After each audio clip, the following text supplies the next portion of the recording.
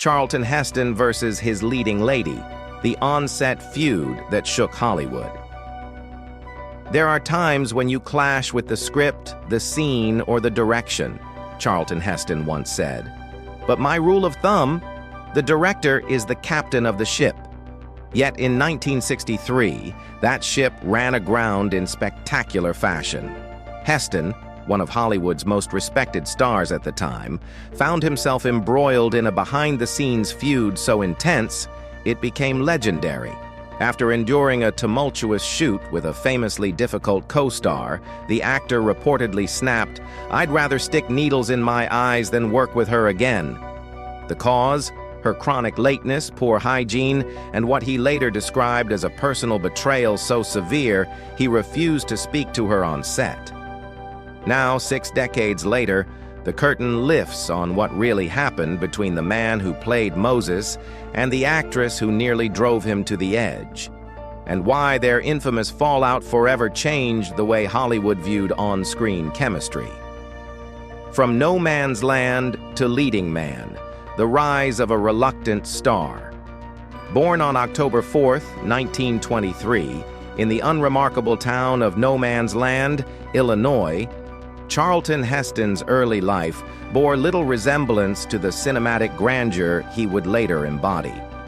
His parents, Lilla and Russell Carter, were struggling to keep their sawmill business alive during the grinding poverty of the Great Depression. By the time he was 10, Heston's world was upended when his parents divorced, a rare and deeply painful event for a child in that era. His mother soon remarried, and young Charlton adopted the surname of his stepfather, Chester Heston. That name, forged in hardship, would later appear atop some of the biggest blockbusters of the 20th century. Even as a child, Heston exhibited signs of the performer he would become. At just 5 years old, he stunned neighbors by standing on a tree stump in the middle of town and reciting The Night Before Christmas entirely from memory. That moment would be the first glimpse of a voice and presence that would one day command coliseums and battlefields on the silver screen. An accidental discovery and a relentless drive. Charlton's path to acting began by sheer chance. While attending New Trier High School in Illinois, he impulsively auditioned for the school play The Wrecker's Daughter, expecting nothing. Instead, he landed the lead. That role lit a fire in him, one that would burn for decades. Drama teacher Priscilla Weaver immediately saw his potential. She cast him in weighty, complex roles, including Macbeth, where Heston's booming voice and stage presence defied his youthful nerves. His intensity caught the eye of a talent scout from Northwestern University, who offered him a drama scholarship in 1941. At Northwestern, Heston was relentless. Over 2 years, he performed in more than 30 productions, often running on just 4 hours of sleep a night. One of the most notable was a low-budget student film adaptation of Peer Gynt, which marked his unofficial screen debut. It wasn't glamorous, but it was a beginning, and it showed Heston's willingness to push limits. It was also at Northwestern where he met Lydia Clark during a campus theater production. The two fell deeply in love, marrying in 1944. Their union would last an astonishing 64 years, a rarity in an industry known for fleeting romances. A soldier and a scholar. When World War II engulfed the globe, Heston answered the call. In 1944, he enlisted in the Army Air Forces, driven by a sense of duty after the bombing of Pearl Harbor. He trained as a radio operator and gunner on B-25 bombers and was stationed in the harsh, remote Aleutian Islands, a far cry from the glamour of Hollywood. The conditions were brutal. Sub-zero temperatures, endless stretches of boredom and isolation tested his endurance. During one mission, his plane was forced to make an emergency landing on a tiny, uninhabited island. He and his crew were stranded for 3 days before being rescued. But even in these desolate conditions, Heston remained committed to his craft.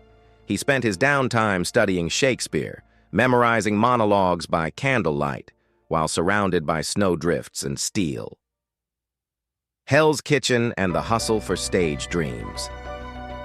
After the war, Heston and Lydia packed up and moved to New York City, determined to chase their theatrical dreams. They settled in a cramped walk-up apartment in the gritty neighborhood of Hell's Kitchen. To make ends meet, they worked as artist models, posing for painters and students. In 1947, the journey took a pivotal turn, but that chapter and Heston's explosive rise to stardom would come next. From stage grit to cinematic glory, how Charlton Heston seized Hollywood. After cutting his teeth in Shakespearean theater, Charlton Heston caught the attention of Broadway insiders with a revival of Antony and Cleopatra. Though his role wasn't the lead, critics were quick to notice something undeniable, a commanding physical presence and gravitas rare for a young actor. It was only a matter of time before the screen came calling. Television producers came first. Heston turned heads with a haunting performance in a CBS adaptation of Wuthering Heights, and that's when legendary producer Hal B. Wallace, the man behind Casablanca, saw him and made the call. He offered Heston a film contract. At first, Heston hesitated. He still considered himself a stage actor, skeptical about Hollywood's glare. But he took a leap, agreeing to try just one movie. That film was Dark City, 1950, a gritty noir in which Heston played a troubled gambler. It didn't set the box office ablaze, but it was clear Heston had screen magnetism. The roles would only get bigger from there. A chance wave, a legendary role. Sometimes a career hinges on a moment of instinct. One afternoon on the Paramount lot, Charlton Heston spotted the legendary director Cecil B. DeMille and casually waved. DeMille, never one to overlook presence, was intrigued. Not long after, Heston was cast in The Greatest Show on Earth, 1952, playing Brad Braden, the stern but noble circus manager. The production was immense. DeMille insisted on authenticity, recruiting real circus performers and immersing Heston in their world. He trained with elephant handlers and nearly got trampled by a panicked pachyderm, a close brush that didn't deter him in the slightest. That dedication paid off. The film became a box office juggernaut and won Best Picture at the Academy Awards, launching Heston into the Hollywood stratosphere. Becoming Moses, a role for the ages. But it was 1956's The Ten Commandments that would define Heston's career, and arguably biblical cinema itself.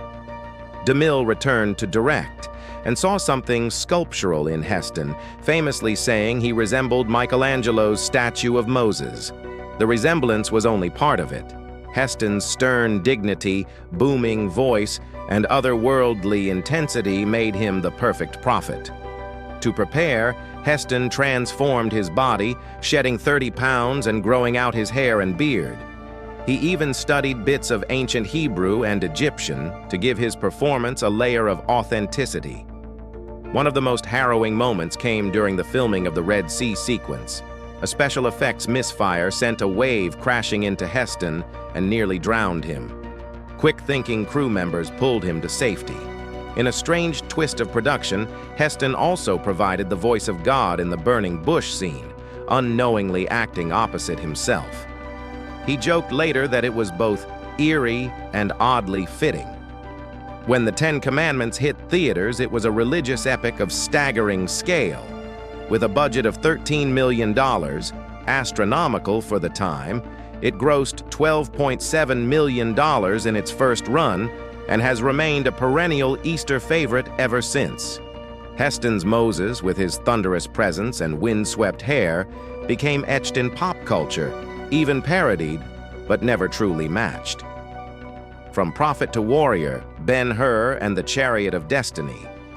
If the Ten Commandments made Heston a household name, Ben-Hur, 1959, made him a cinematic icon. But the part nearly slipped through his fingers. Burt Lancaster turned it down, dismissing the script's spiritual undertones. Paul Newman declined, famously quipping, "I don't look good in a tunic." Even comic actor Leslie Nielsen was floated as a contender, but in January 1958, MGM finally offered the role to Heston, a choice that would pay off in historic fashion. The stakes couldn't have been higher. MGM was bleeding money, and the studio bet $15 million, the largest budget ever at that time, on a sword and sandals epic that could easily flop. Heston, ever the workhorse, dove into preparation like a gladiator. He trained for over 4 months in Rome, mastering the art of chariot driving. For 5 grueling hours a day, he tore through practice circuits, refusing to let a stunt double take the reins during the film's now legendary chariot race. The result? One of the most electrifying sequences in cinema history, still unmatched in tension and scale. The chariot king ascends, and then goes to war on set. Charlton Heston didn't just act in Ben-Hur, he commanded it. From the opening frame to the final moment of redemption, he dominated nearly every scene of the nearly 4-hour epic. His commitment went far beyond line delivery. Heston trained like a Roman warrior, performing many of his own stunts during the film's legendary chariot race. One misstep almost cost him dearly. While thundering around the Circus Maximus, he lost his balance and nearly fell out of the speeding chariot. It was a blink away from catastrophe moment and a testament to his fearlessness. The risk, however, reaped the highest reward. In 1960, Heston won the Academy Award for Best Actor. Some critics argued that Jack Lemmon's dazzling turn in Some Like It Hot was more deserving, but Heston's gravitas and physicality in Ben-Hur were impossible to overlook. He didn't just play a man. He embodied a myth. The film itself swept the Oscars, winning 11 awards, a record untouched until Titanic matched it in 1997. From that moment on, Heston wasn't just a leading man. He became the face of epic cinema, a titan in sandals and robes. Over the course of his career, he portrayed no fewer than 14 historical figures, a staggering feat even by Hollywood standards. His resume reads like a cultural atlas. Mark Antony in Julius Caesar, 1950. Andrew Jackson in The President's Lady, 1953. Michelangelo in The Agony and the Ecstasy, 1965. And John the Baptist in The Greatest Story Ever Told, 1965. No other actor so convincingly carried the weight of empires, gods, and prophets on his shoulders. It earned him a title whispered in studio lots and press junkets alike, Hollywood's go-to guy for God and country. When Titans clash, Charlton Heston versus Sophia Loren. In 1961, the studio attempted another ambitious historical saga, El Cid, the sweeping tale of Spanish hero Rodrigo Díaz de Vivar. With Heston fresh off his Oscar win and Sophia Loren reigning as Europe's most bankable actress, producer Samuel Bronston believed he had box office gold. But what he got instead was fire and friction. Heston was the obvious choice to play the titular warrior. Though he was unimpressed with the script, calling it minimally okay to crappy, he was intrigued by the character and agreed to meet with Bronston, director Anthony Mann, and screenwriter Philip Yordan in Madrid. He officially signed on in July 1960. Casting Loren, however, was a different story. Initially unavailable, Loren's name was floated alongside others like Jean Moreau and Ava Gardner. Rumors swirled that Mann wanted his wife, Spanish star Sara Montiel, for the role. Heston and Bronston swiftly vetoed that idea. Eventually, Loren became available, but only for 10 to 12 weeks. To land her, Bronston made history, offering her $1 million, making her only the second actress after Elizabeth Taylor to command that sum. The perks didn't stop there.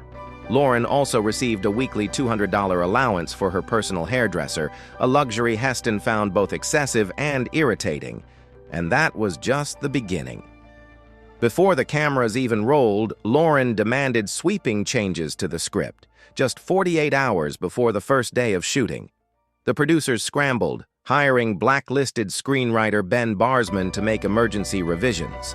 Loren also brought in Basilio Franchina to translate her lines from English to Italian and back to simplified English. These constant rewrites frustrated both Heston and director Anthony Mann, who felt the film's direction was slipping away in rewrites and delays. Then came the hair and makeup and more hair. Loren, known for her glamorous looks, often spent hours in her trailer preparing for a scene.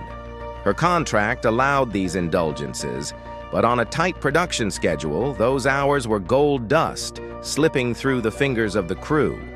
Heston, a by-the-book professional, grew increasingly resentful. A kiss of garlic and a body double. The feud that wouldn't die. Sophia Loren's contract may have allowed her a hairdresser and flexible hours, but it didn't come with a clause protecting her from Charlton Heston's wrath. The El Cid set, already under immense pressure from its sprawling scope and $7 million budget, began to crack under the weight of ego and escalating delays. Tensions turned to fury when Loren delayed a major battle scene by requesting last-minute costume adjustments, a change that cost the production an estimated $50,000. Heston, boiling in full battle armor under the Spanish sun, didn't take it lightly. On December 3, 1960, when Loren arrived nearly 4 hours late, Heston seethed. In his personal diary, he wrote, "Sophia's tardiness is not just unprofessional, it's downright disrespectful to everyone involved in this production." But time wasn't the only thing Loren's presence disrupted. Her passion for pungent Italian cuisine, particularly garlic-heavy pasta and pizza, became a running gag among the crew, and a nightmare for Heston, who had to endure close-ups with what he described as pizza breath. This gastronomic mismatch forced the production to schedule their scenes around her meal breaks. The breaking point came on April 7, 1961, during a love scene. Heston flat out refused to perform the close-ups opposite Loren. Citing irreconcilable differences, he demanded that a body double be used instead. The producers scrambled and brought in Spanish actor Rafael Albayzin to stand in for Heston during Loren's close-ups. Loren wasn't told.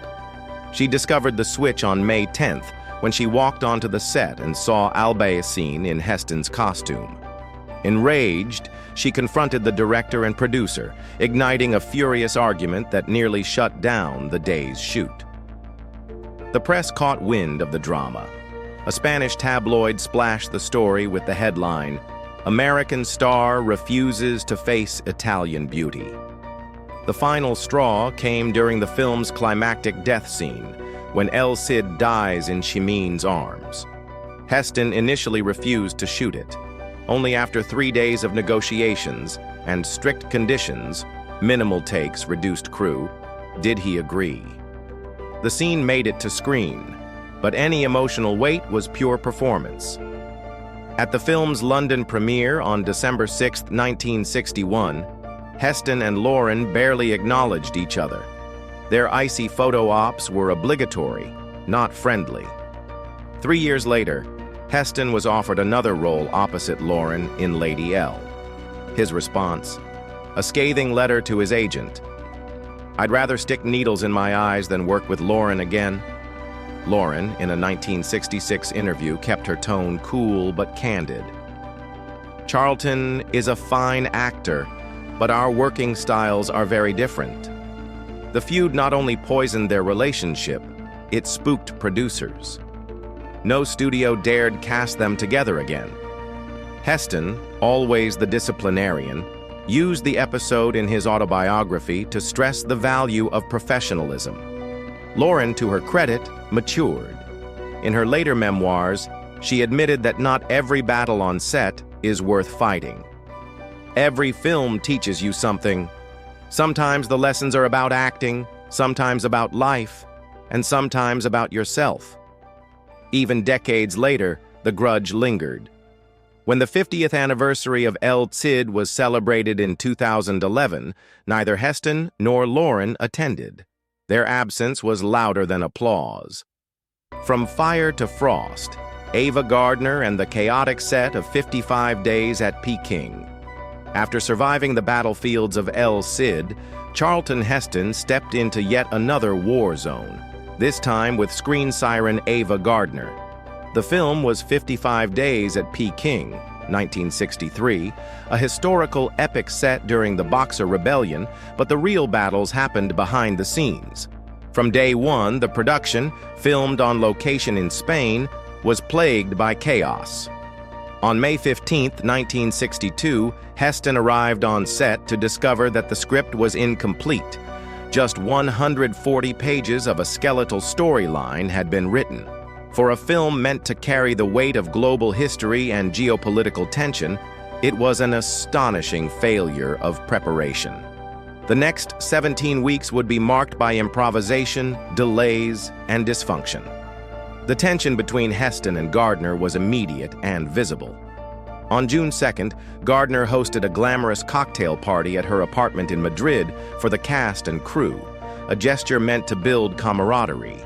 But what unfolded behind those velvet-draped doors was anything but unity. A force of chaos. The Ava Gardner ordeal. By late summer of 1962, the sun wasn't the only thing scorching the set of 55 Days at Peking. Ava Gardner's erratic behavior had turned the production into a slow-burning disaster. What began as a glamorous international epic had unraveled into a daily struggle for control of the script, the schedule, and the star. Madrid's sweltering heat often soared past 100 degrees Fahrenheit, making the heavy silk and wool costumes unbearable and tempers combustible. Cast and crew sweated under layers of armor and makeup, while Gardner's lateness and intoxication stalled progress. By June 10th, Charlton Heston noted in his journal, "The love story feels arbitrary. The dialogue is primitive. The writing may have been flat, but it was the behind-the-scenes drama that truly drained the project." On July 3rd, tensions exploded when Gardner had a screaming match with director Nicholas Ray and stormed off set. The delay cost 4 hours of filming and tens of thousands of dollars. But this was just the beginning. Gardner's issues with alcohol were no longer whispers, but a full-blown crisis. Her first day had set the tone. On June 5th, she arrived 45 minutes late to the script read-through, visibly intoxicated. By mid-July, her drinking was disrupting the entire schedule. On July 12th, she was so drunk she couldn't remember her lines, forcing a 3-hour delay. On August 3rd, she abruptly walked off set mid-scene, mumbling about being too tired to continue. That single decision resulted in a wasted day and a $50,000 loss. Things turned dangerous on August 17th when Gardner, in a fit of rage, hurled a heavy prop vase at a cameraman. It missed him, but shattered a lighting rig worth thousands. The crew was on edge. Some requested transfers to other units, citing the unpredictability and tension surrounding Gardner. Her drinking took a toll on her performance, too. On September 5th, a simple dialogue scene took 27 takes. Not due to artistic perfectionism, but because Gardner couldn't concentrate. The delays, reshoots, and mounting overtime added an estimated $2 million to the film's already bloated budget, which had ballooned from $7 million to a staggering $17 million by wrap day on September 28, 1962. Charlton Heston, a stickler for professionalism and a man who valued discipline above all on set, was pushed to his limit. In his journal entry on July 20th, he vented, "Ava showed up 3 hours late today, reeking of gin. It's becoming impossible to work with her. Her unprofessionalism is staggering." A few weeks later, on August 8th, he wrote, "Another day wasted waiting for Ava to remember her lines. This woman is single-handedly derailing the entire production." When the film was finally released on May 29, 1963, the general public saw a sweeping epic filled with lavish sets and a star-studded cast. What they didn't see was the emotional toll it had taken on everyone involved. Gardner's beauty and legacy couldn't shield the production from the chaos she caused. Heston, normally guarded in public, broke rank shortly after in a September 1963 photoplay interview. When asked about working with Gardner, he didn't mince words. "Undoubtedly, the most challenging experience of my career. Her behavior was not just unprofessional, it was destructive to the entire process of filmmaking." He elaborated years later in his 1995 autobiography In the Arena. Ava Gardner on the set of 55 Days at Peking was a force of chaos. Her chronic lateness, her drinking, her disregard for everyone's time, it was a disaster that no amount of talent could excuse. A lasting love in a tumultuous industry. In a world where Hollywood romances often flickered and faded, Charlton Heston's marriage to Lydia Clark was a rare and enduring flame. They met in the early 1940s while attending Northwestern University, both passionate young actors with big dreams. Lydia's first impression of Heston wasn't exactly glowing. She thought he was arrogant and too sure of himself. But one conversation during their first real date changed everything. By the end of that evening, Lydia was convinced there was more to Charlton than the confident exterior. He proposed not long after, through a telegram, a moment both quaint and romantic by today's standards. She said yes. They married on March 17, 1944, in a modest ceremony, just before Heston shipped out for service in World War II with the Army Air Forces. He could only afford a $12 ring, but the value of their commitment would prove to be priceless. Their marriage lasted 64 years, until Heston's passing in 2008, a stunning achievement by any measure, and almost unheard of in Hollywood circles.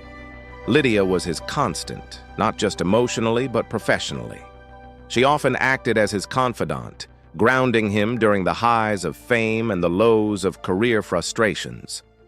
The couple had one son, Fraser Clark Heston, born in 1955, who would later follow his father into the film industry as a director and producer. Heston frequently credited Lydia with being the anchor of his life. In interviews, he was candid about the temptations of fame and the challenges of maintaining a marriage under the spotlight. "You need someone who knows the real you," he said in a 1989 interview. "Lydia always saw through the makeup and costumes. She reminded me of who I was before the cameras rolled." Despite his towering career, from Moses to Ben-Hur to the post-apocalyptic hero of Planet of the Apes, Heston seemed most at peace at home, away from the set, with Lydia by his side. They shared a love of travel, photography, and political discussion, often debating spiritedly but respectfully at the dinner table. Lydia, an actress and later a successful photographer, was never just the wife of a movie star. She had her own identity and passions, which Charlton deeply respected. The correspondence between Charlton Heston and his wife Lydia during the war and their lives was described as poetic and genuine, showcasing trust and tenderness. Heston, while shooting in Morocco in the 1960s, reflected that Lydia was the only one to see his true self behind the roles he played. Even as Alzheimer's disease weakened him in later years, Lydia remained his steadfast companion. In his autobiography, he praised their marriage as his greatest achievement, crediting Lydia for his strength in difficult times. Heston's final public appearance in 2003 as president of the NRA became iconic. Despite his fading health, he defiantly raised a rifle and declared, "From my cold, dead hands." This phrase symbolized his unwavering spirit. Earlier, he candidly announced his Alzheimer's diagnosis in a videotape, revealing his acceptance of the truth while embodying honesty and bravery. As he withdrew from public life, Lydia took on full-time caregiving, remaining by his side through both struggles and triumphs. Heston, despite the progressive nature of Alzheimer's, maintained his dignity, surrounded by family and cherished memories until his peaceful passing on April 5, 2008 at age 84, leading to worldwide tributes honoring his character and integrity. Charlton Heston's funeral was an intimate gathering, featuring heartfelt tributes from family and close friends. Fraser's eulogy celebrated Heston not just as an actor, but as a devoted father who cherished fishing trips, a husband who wrote love notes to Lydia into his later years, and a committed citizen dedicated to civic duty. Heston's legacy is monumental, encapsulated in a career that spanned over 6 decades. He portrayed legendary characters like Moses and Judah Ben-Hur, and his powerful voice and compelling presence made him ideal for epic roles. He received numerous accolades, including the Presidential Medal of Freedom, yet those who knew him emphasized that his true pride lay in his devotion to his craft rather than in awards. In his autobiography, In the Arena, Heston reflected on his life filled with triumphs and trials, expressing a commitment to honesty in both his work and personal life. His performances continue to resonate. The strength of Moses and the sorrow of his roles in films like Soylent Green linger long after his passing. Heston's final act of confronting Alzheimer's with dignity may embody his most profound and human role. Charlton Heston's decision to publicly disclose his Alzheimer's diagnosis garnered widespread admiration, helping to shatter the stigma surrounding the disease and providing courage to many facing similar fears. However, following this revelation, Heston began to withdraw from public life, a challenging transition for someone who had long been at the forefront of entertainment. He stepped down as NRA president in 2003, delivering a memorable farewell speech. By 2005, the effects of Alzheimer's were stark. Friends and family were heartbroken to witness the rapid decline of a once vibrant star. Heston became bedridden, a troubling sight for fans who revered his persona of strength. He passed away on April 5, 2008, at his home in Beverly Hills at age 84, with his devoted wife Lydia by his side. His death was attributed to pneumonia, a common complication of advanced Alzheimer's. Tributes flowed in globally, with figures like President George W. Bush honoring his character and integrity. Heston's funeral on April 12, 2008, was attended by approximately 250 guests, underscoring his lasting influence on film, civil rights, and gun advocacy.